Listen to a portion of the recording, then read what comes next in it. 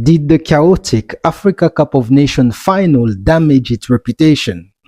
However, one thing we know for sure is that people who never have anything good to say about the AFCON secretly enjoy it, but they have found a way to stay relevant. And that's what we're tackling today, including the rumors about referees allegedly being paid to help Morocco win this African competition for the first time in 50 years.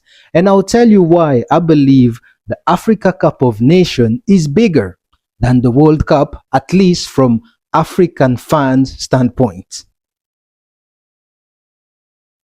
What I find interesting about people who think this way is that they rarely show the same energy when it comes to match fixing, corruption, or other scandals in the world of football, especially racism against foreign players in stadiums. Because when these incidents happen in Europe, for example, the entire European continent isn't dragged into these debates.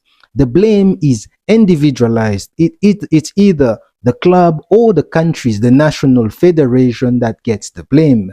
These incidents are treated as a case-by-case issue. But when something controversial happens in one of Africa's 54 countries, a continent roughly 3 times the size of Europe, all of a sudden, the whole of Africa is judged collectively.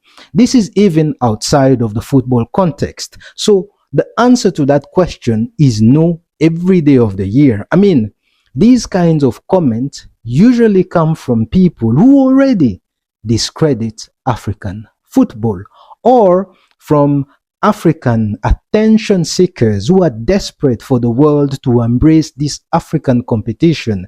They always go on about why doesn't the Africa Cup of Nations get the same respect or attention as this or that? I mean, who cares? The people for whom this competition is made are locked in. So who cares if people who already have their own continental competition aren't interested in this African competition? This is like being in a relationship but desperately seeking validation from strangers on social media instead of working to improving the relationship. You see, in my village they say, it doesn't matter how angry the goat is, the feast will still take place. So the show will go on, and in 2 years, the AFCON will be back, this time in East Africa.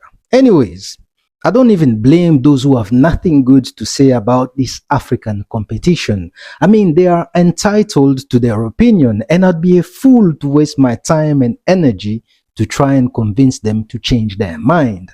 Also, I understand the frustration from some European club when they lose their best African players during December and January because they are representing their country in AFCON. But they knew that when they were signing that player in the first place. I mean, if I could change things, I would make sure the competition take place between June and July. But as of now, that's not what we are working with. But my question is, the AFCON is over. Did you die? AFCON is bigger than the World Cup because of the healthy historic rivalry that exists between African countries and the banter. But the rivalry fades away during the World Cup because from an African fan standpoint, the rules of engagement change. For example, if your country gets knocked out of the competition, you automatically shift and start supporting the next African team still standing. And that team becomes the continent's flag bearer, and those players are no longer just representing their country anymore.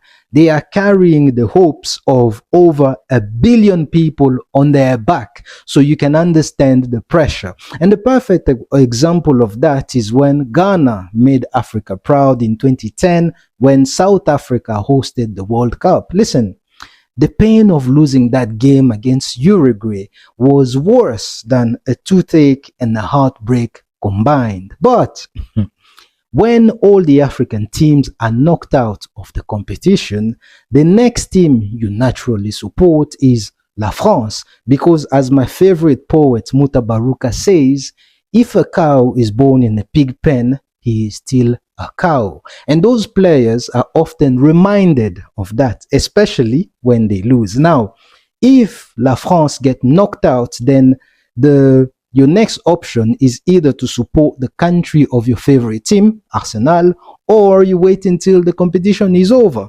But I believe this approach is unique to Africa. However, I stand to be corrected.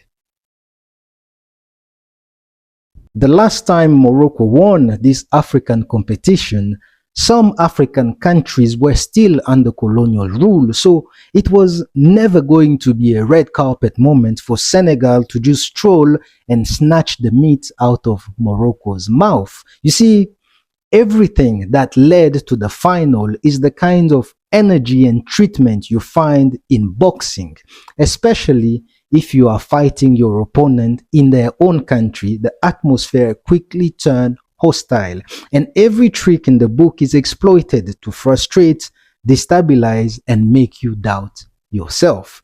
And you add to that the unshakable love some North Africans have for Africans with darker complexion. But you see, that's a conversation for another time. Now, my brother Ricardo argued that football isn't boxing. And to that I say, your work colleagues giving the best, the sweetest part of their body to the boss just to get ahead of you isn't football either, but it's in the nature of competition. There is no proof of that, even though some of their decisions were questionable. But let's be clear, everything we saw during this African tournament has happened and still happen in football around the world.